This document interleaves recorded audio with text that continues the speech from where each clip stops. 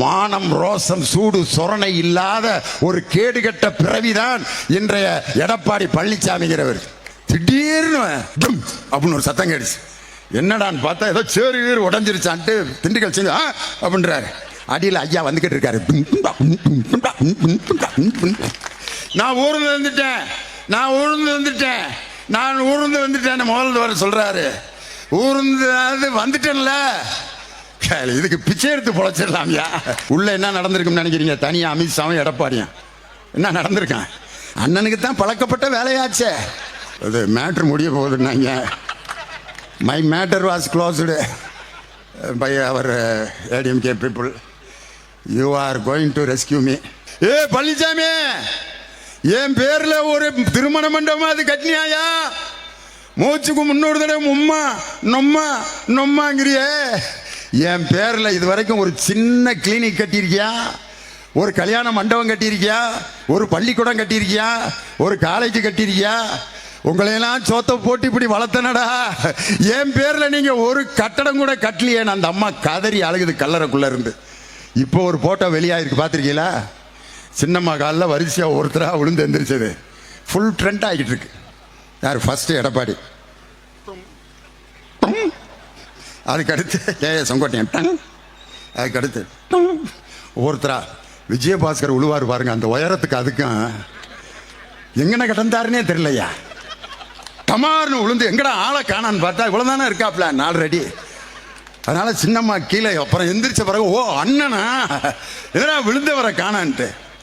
இந்த போட்டோவை மட்டும் ஜெயலலிதா அம்மா கல்லறையில இருந்து பார்த்துருந்தாங்கன்னா என்ன நினைச்சிருப்பாங்க? அட நன்றி கட்ட நாய்களா, உடனே காலை மாத்திட்டீங்களேடா நான் செத்த உடனே அப்படின்னு சொல்லி அந்த அம்மா நேரம் கண்ணீர் விட்டு அழுதுகிட்டு இருக்கான். உங்க அம்மா எங்களுடைய அம்மாவின் ஆட்சி அம்மாவின் ஆட்சின்னு சொல்றீங்களே, உங்க அம்மா பேர்ல இது வரைக்கும் ஒரு ஆரம்ப பள்ளிக்கூடம் தொடங்குனீங்களா? கமா இல்ல. உங்கள் தலைவியின் பேரால் ஒரு கட்டடம் கூட கட்ட முடியல. உங்கள் தலைவி வாழ்ந்த அந்த கொடநாடு வீட்டை காப்பாற்ற முடியாத எடப்பாடி எப்படி நாட்டை காப்பாற்றுவார் என்று எடப்பாடியை இன்று கேள்வி கேட்டு ஒரு 4-5 நாளைக்கு முன்னாடி நமது புருடா பழனிசாமி அவர்கள் ஏதோ பெரிய சாதனையை சாதித்து விட்டது போல் இந்த புதுக்கோட்டையில் வந்து ஆகாகா ஓகாகான்னு லேகியத்தை வித்துட்டு போயிருக்காரு. அந்த லேகிய வியாபாரியினுடைய வேட்டியை கிழிப்பதற்காக கூட்டப்பட்ட கூட்டம் தான் இந்த அற்புதமான கூட்டம். இன்னைக்கு எடப்பாடி பழனிசாமி ஒரு பஸ் எடுத்துக்கிட்டு புறப்பட்டு இருக்காரு. எனக்கு அவரை பார்த்தோன்னே என்ன ஞாபகம் வருதுன்னா, இந்த வார பத்திரிகையில் ஒரு விளம்பரம் போடுவாங்க. குடும்ப வாழ்க்கையில் உங்களுக்கு பிரச்சனையா? இல்லற வாழ்க்கையில் உங்களுக்கு தொந்தரவா? ஏன் திருமணம் முடித்தோம் என்ற பயமா? கவலை வேண்டாம். ஒவ்வொரு ஊருக்கும் நாங்கள் வந்து லேகியம் சப்ளை செய்கிறோம். டாக்டர் விஜயம் அப்படின்னு லாட்ஜில் டேட் போட்டு அந்த டேட்டில் டைம் போட்டிருப்பேன் 9 to 10 லாட்ஜில் டாக்டரை சந்திக்கலாம் அப்படின்னு ஒரு லேகிய பாட்டில் ஒரு சூட் கேஸில் தூக்கிட்டு எப்படி ஊர் ஊராக லேகியம் விற்கிற டாக்டர் போய்கிட்டு இருக்காரோ அது மாதிரி தான் அண்ணன் எடப்பாடி பழனிசாமி லேகியம் விற்றுக்கிட்டு இருக்கார். ஊர் ஊராக லேகியம் விற்கிற லேகிய வியாபாரி தான் எடப்பாடி பழனிசாமி. அந்த லேகிய வியாபாரியின் முகத்திரையை கிழிப்பதற்காகத்தான் இந்த மாபெரும் பொதுக்கூட்டம். ஒவ்வொரு கூட்டணியவா ஒவ்வொரு கட்சியவா கை ஏந்தி பிச்சை எடுத்துக்கிட்டு இருக்கார். விடுதலை சிறுத்தைகளுக்கு கம்யூனிஸ்ட் கட்சிகளையும் ரத்தன கம்பளம் போட்டு நான் கூப்பிடுகிறேன் வாங்க. அவங்க 2 பேரும் உன் முறையில் முழிச்சாலே விளங்காதியா. ஏற்கனவே முழிச்சவன் பூரா துண்டக்கான துணியக்கானு ஓடிக்கிட்டு இருக்கான். அதனால நாங்கள் உங்க கூட வர்றதுக்கு விருப்பம் இல்லை. செருப்பால் அடித்தது போல பதில் சொன்ன உடனே விடுதலை சிறுத்தைகள் கட்சி அது திமுகவுக்குள்ள அடங்கி விட்டது. அப்புறம் எதுக்கு ரத்தன கம்பளம் போட்டு கூப்பிட்டா? அடங்கிருச்சுன்னு தெரியும்ல. கம்யூனிஸ்ட் கட்சி காணாமல் போய்விட்டது. காணா போன கட்சி எதுக்கு கூப்பிட்டீங்க? அதாவது இப்போ என்ன ஆயிட்டாருன்னா, என்ன பேசுறதுன்னு தெரியாம நில குலைஞ்சு போயிட்டார். இப்போ ஒரு கேள்வியை பத்திரிகைக்காரங்கெல்லாம் கேட்குறாங்க. பாஜகவுடன் கூட்டணி ஆட்சி என்று அமித்ஷா சொன்னாரே, அதுக்கு என்ன பதில்? தேசிய ஜனநாயக கூட்டணியே ஆட்சி அதிமுக தலைமையில் தேசிய ஜனநாயக கூட்டணி ஆட்சி. பாஜக பங்கேற்குமா? அதான் கூட்டணி ஆட்சின்னு சொல்லிட்டேன்ல. தேசிய ஜனநாயக கூட்டணி ஆட்சின்னு சொல்லிட்டேன். அப்புறம் பாஜக பங்கேற்குமான்னு கேட்டீங்கன்னா இந்த மாதிரிலாம் சிக்கல்ல கேட்டியானே மாட்டி விடாதீங்க அப்படின்னு எந்திரிச்சு தப்பிச்சு ஓடுறாரு தலைவர் நாய். ஆஹா நம்ம தீர்மானம் வெற்றி அடைஞ்சிருச்சுடா அப்படின்னு சொல்லி பெருமையாக இருக்கிற நேரத்தில் வெளியில் இலை போடுற சத்தம் சொத்துன்னு கேட்டுச்சு. முதல்ல இறங்கி ஓடினது யாருன்னா தலைவர் நாய் தான். அது வேற யாரும் இல்லை, எடப்பாடி பழனிசாமி தான். இப்போ 24 பாஜக கூட்டணியிலிருந்து ஏன் வெளியேறினீங்க? அந்த வெளியேறின செய்தி வந்தோடனே தொலைக்காட்சியில் என்னத்தை காட்டினாங்க? அதிமுக காரன்லாம் பட்டாசு வெடிச்சு கொளுத்துனாங்க. போற வர்ற எல்லாத்துக்கும் லட்டு கொடுக்குறான். பாஜக கூட்டணியிலேருந்து வெளியே விட்டான் டும்மு டும்மு டும்முன்னு வேட்டு. சேர்ந்துட்டோம்னு சொன்னோன்னா அதே மாதிரி வேட்டு போட்டிருக்கணும்ல. சேர்ந்துட்டோம்னு சொன்ன பிறகு எல்லாம் இந்த வீடியோ இருக்கேன். இந்த தடவை மண்ணு தான் மாப்பிள்ள. போன தடவையாவது 65 ஜெயிச்சானுவ. இப்போ அதுவும் கிடையாது போல இருக்கு. கொண்டு போய் சேர்ந்துட்டாங்களேன்ட்டு. இன்னைக்கு அவர் என்ன சொல்றாருன்னா, நான் அமித்ஷா வீட்டினுடைய கதவை போய் எதற்காக தட்டினேன் என்றால் தமிழ்நாட்டு பிரச்சனையை பேசுவதற்காக. வெக்கம் கட்டதனமா, மானம் ரோசம் சூடு சொரணை இல்லாத ஒரு கேடுகட்ட பிறவிதான் இன்றைய எடப்பாடி பழனிசாமிங்கிறவர். அவர் என்னமோ ஒரு பெரிய சாதனை பண்ணி பொதுச் செயலாளராகி முதலமைச்சரான மாதிரி. எப்படின்னு நம்ம கவிச்சுடர் கவிதை பித்தன் தான் சொன்னார். அந்த காட்சி தமிழக மக்கள் மறக்கவே மாட்டாங்கய்யா. அம்மா சின்னம்மா சசிகலா அம்மையார், எங்க திண்டுக்கல் சீனிவாசன், KA செங்கோட்டையன், OPS வரிசையாக உட்காந்துருக்காங்க. திடீர்னு டும் அப்படின்னு ஒரு சத்தம் கேடுச்சு. என்னடான்னு பார்த்தா ஏதோ சேரு உடஞ்சிருச்சான்ட்டு திண்டுக்கல் சீனி அப்படின்றாரு. அடியில் ஐயா வந்துகிட்டு இருக்காரு. யாரா வாழ்க்கையில இப்படி ஒரு புரட்சியை உலகத்துல எவனுமே பண்ணது இல்லையாடா? காலில் நம்மளும் தான் நம்ம குருநாதர் காலில் விழுவான், இப்படி தொட்டு கும்பிடுவான், 2 காலையும் தொடுவான், நெடுஞ்சாங்கரையா விழுந்து ஆசீர்வாதம் வாங்கவும் கேட்டிருக்கான்.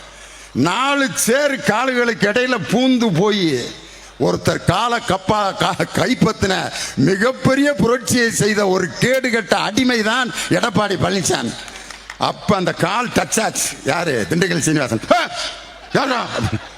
அண்ணன் போயிட்டு இருக்காரா அப்படின்னு பார்த்தா OPS அவரு. அப்படின்னு பார்த்தா அவரு. எல்லாத்து காலையும் தாண்டி சின்னம்மாவோட காலை பிடிச்சோன்ன அந்த அம்மா, இப்படி ஒரு விசுவாசியை நான் வாழ்க்கையில பார்த்ததே இல்லை பழனிசாமி. அதுக்கு பழனிசாமி ஒரு அழுகை போட்டார் பாருங்க. இந்த ஒரு அழுகையே 2026 உன்னைய மண்ணக்கவ வைக்கும் மிஸ்டர் பழனிசாமி. விசுவாசமான சகோதரன் பழனிசாமி. இவர் வெக்கமல்ல. இதை என்ன சொல்றாரு? இதே புதுக்கோட்டையில் சொல்றாரு, நான் ஊர்ந்து வந்துட்டேன்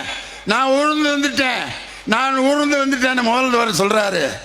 ஊர்ந்து வந்துட்டேன்ல, இதுக்கு பிச்சை எடுத்து பொழைச்சிடலாம்யா. ஊர்ந்து காலில் விழுந்தாது வந்துட்டேன்லன்னு சொல்றாருல. இதை விட ஒரு கேவல பிறவிய உலகத்தில் நீங்க பார்த்துருக்கீங்களா?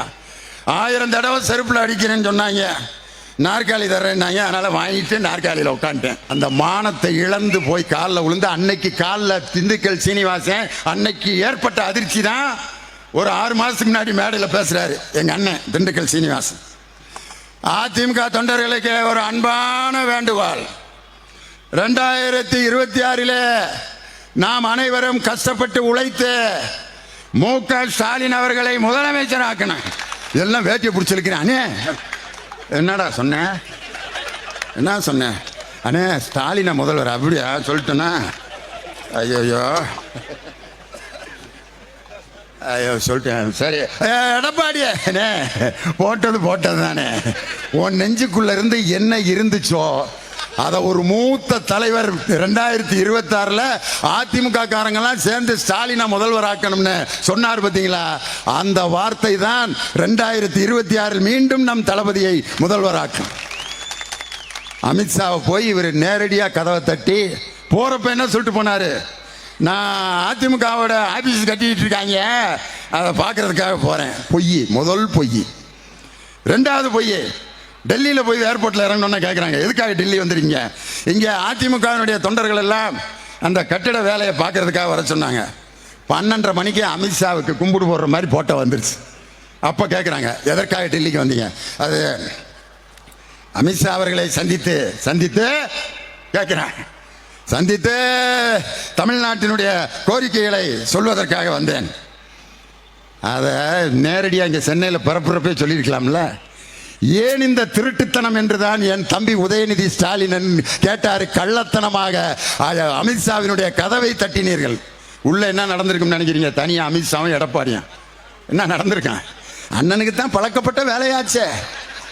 ஜெயலலிதா அம்மாவோட காலு, அதுக்கடுத்து சசிகலா அம்மாவோட காலு, அதுக்கடுத்து இப்போ அமித்ஷாவோட காலு. பப்ளிக்காக உழுகல, கதவை சாத்திக்கிட்டு அப்படி போய் நின்றுருப்பாரு.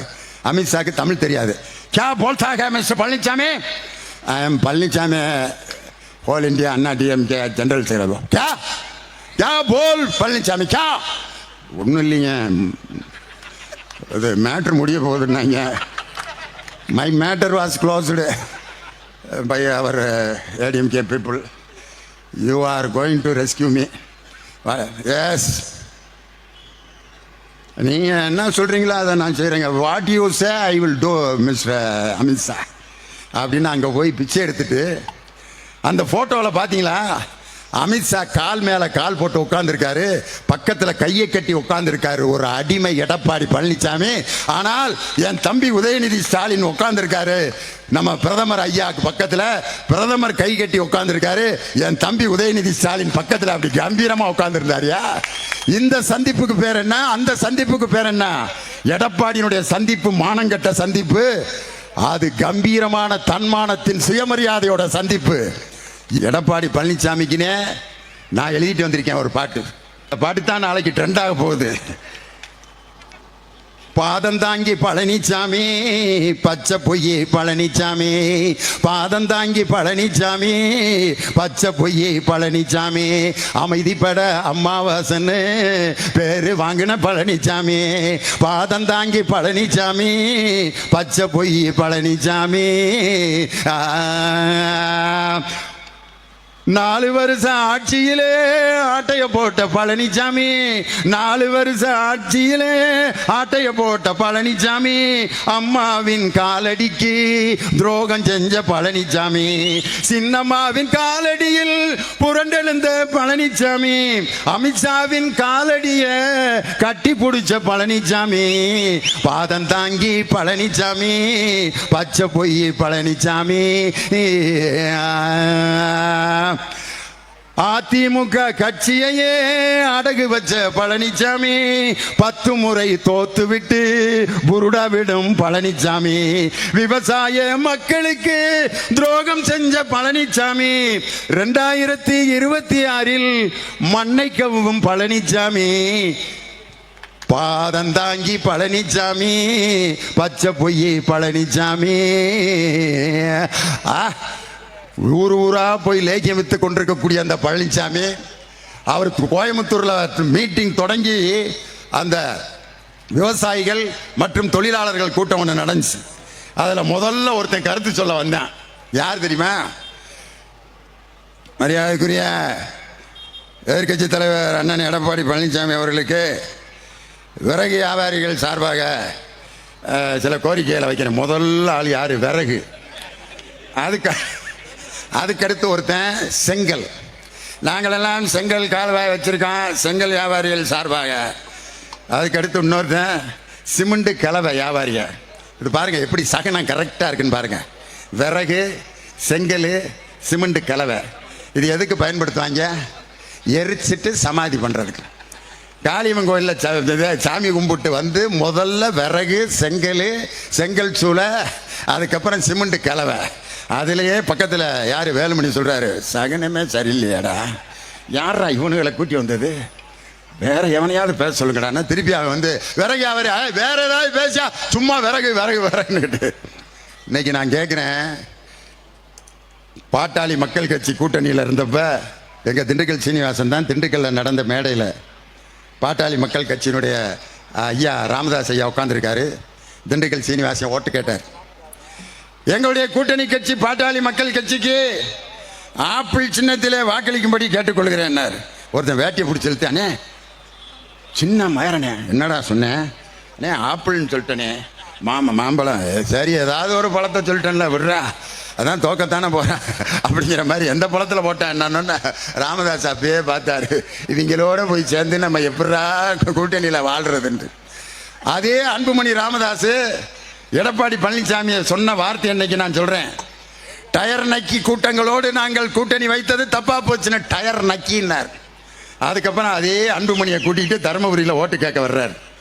அப்போ அவருக்கு பக்கத்தில் அன்புமணி நிற்கிறாரு. எனக்கு எப்படி கேட்டுச்சுன்னா, என்னை டயர் நக்கின்னு சொன்னவர் இவர் தானுங்க, அதனால் இவருக்கு நீங்கள் அப்படி. ஆனால் அன்புமணி ராமதாஸ் அவர்களுக்கு ஓட்டு போடுங்கன்னா எனக்கு காதில் என்ன அவ்வளோதுன்னா, டயர் நக்கின்னு சொன்னது என்ன இவர் தாங்க அப்படின்னு. டயர் நக்கின்னு சொன்ன அதே பாமக கூட திரும்ப கூட்டணி வெக்கங்கெட்டதனமா.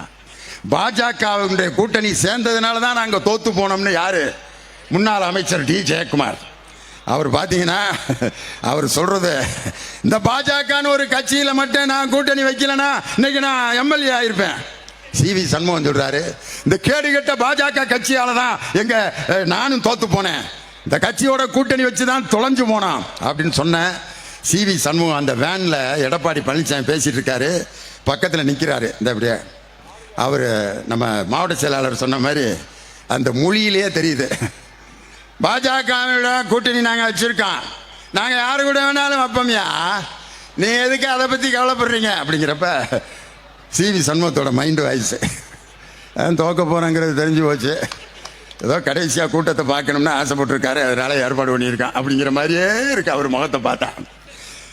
இங்கே நம்ம முன்னாள் அமைச்சர் இருக்காரு குட்கா புகழ விஜயபாஸ்கர், அவரு இப்படியே பக்கத்தில் நின்று பார்க்குறாரு. கூட்டத்தை கூட்டி என்ன பிரயோஜனம், ஜல்லிக்கட்டு விட்டப்ப என் மாடு ரெண்டும் செத்தப்பயே நான் முடிவு பண்ணிட்டேன், சாக வரைக்கும் நான் அமைச்சரே ஆக முடியாதுன்னு அப்படின்னு அவர் மைண்ட் வாய்ஸ் ஓடிக்கிட்டு இருக்கு. ஜல்லிக்கட்டில் நான் விட்ட மாடு ஜல்லிக்கட்டு களத்திலேயே விழுந்து சாகிறப்பே முடிவு பண்ணிட்டேன், நான் ஜென்மத்துக்கு அமைச்சராக முடியாதுன்னு அவரோட மைண்ட் வாய்ஸ். இன்னைக்கு நான் முன்னாள் அமைச்சர் விஜயபாஸ்கர்ட்ட சொல்றேன், எங்கள் தானை தலைவர் டாக்டர் கலைஞர் அவர்கள் வயது முதிர்வின் காரணமாக அவரால் நடக்க முடியாம தள்ளுவண்டியில் வரும்பொழுது அந்த முதுமையை பார்த்து கிண்டல் செய்தாய் நீ தள்ளுவண்டி தாத்தா என்று. ஒரு மருத்துவர் ஒரு டாக்டர் ஒரு நோயாளியை பார்த்து அந்த நோயை பார்த்து கிண்டல் செய்கிறார் என்றால் அவர் டாக்டரா இருக்கிறதுக்கே தகுதியற்றவர் என்பதை அதிலேயே தெரிஞ்சுக்கிட்டான். என் தானை தலைவனுடைய அந்த மனப்புழுக்க இருக்கு பார்த்தீங்களா, அந்த வேதனை விஜயபாஸ்கரை சாகும் வரை அவரை அமைச்சராக்கவே விடாது. இன்னைக்கு நான் சொல்றேன், விஜயபாஸ்கர் அவர்களே, நீங்கள் வாழ்நாள் முழுவதும் நீங்கள் அமைச்சராகவே முடியாது, இந்த முறை நீங்கள் சட்டமன்ற உறுப்பினராகவே ஆக முடியாது. காரணம், உங்கள் ஜெயலலிதாவையே தோற்கடித்த இயக்கம் இந்த திராவிட முன்னேற்ற கழகம். இன்னைக்கு நான் சொல்றேன், எடப்பாடி பழனிசாமி அவர்கள் இந்த கூட்டத்தை பார்த்துட்டு அந்த கூட்டத்தை இப்பதான் முத பார்க்கிறாரு 4 வருஷம் கழிச்சு. எடப்பாடி பழனிசாமி சரக்கு இல்லாமல் மீண்டும் அரைச்ச மாவையே அரைச்சுக்கிட்டு இருக்காரு. என்ன சொல்றாருன்னா, நாங்கள் என்னென்ன திட்டங்கள் எல்லாம் செயல்படுத்தினோம் என்றால் அம்மா கிளினிக், அந்த அம்மா கிளினிக்கை அவங்க உண்டாக்குனாங்களாம். அந்த அம்மா கிளினிக்கை கொண்டு வந்தீங்களே, ஏன் அதில் நடத்தல? இன்னைக்கு அவரை கேட்குறேன், அடுத்த கூட்டத்தில் பதில் சொல்லுங்க. அந்த அம்மா கிளினிக்னால எத்தனை நோயாளிகள் குணமடைந்தார்கள்னு பட்டியல் சொல்ல முடியுமா எடப்பாடி பழனிசாமியால? அம்மா உணவகம்னு உங்க அம்மா உணவகம் ஆரம்பிச்சாங்களே, எவ்வளவு பேர் இது வரைக்கும் சாப்பிட்டுருக்காங்கன்னு சொல்ல முடியுமா? அம்மா குடிநீர் என்று 10 ரூபாய்க்கு பாட்டிலில் வித்தீங்களே, அந்த பாட்டில் இன்னைக்கு என்னாச்சு? அம்மா குடிநீர்னு 10 ரூபாய்க்கு வித்தாங்க பாட்டில். அம்மா கிளினிக்.